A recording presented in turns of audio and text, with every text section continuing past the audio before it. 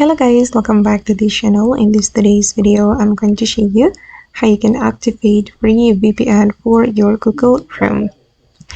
Okay, let's get into it guys. First of all, you can open up your Google Chrome and you're going to search for free VPN for Chrome right here.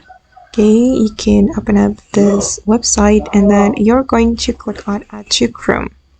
Okay, and I'm going to click on Add Extension.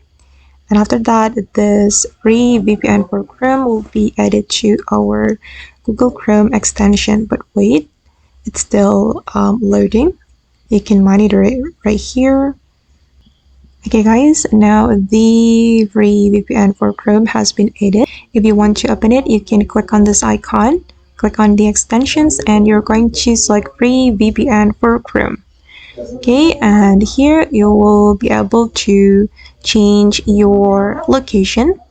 Okay, this is my current location and I'm going to change it to, for example, UK.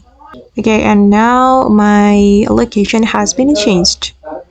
Okay guys, and that's all the way to add free VPN to your Google Chrome. I hope this video will be useful for you. Thank you so much for watching and bye.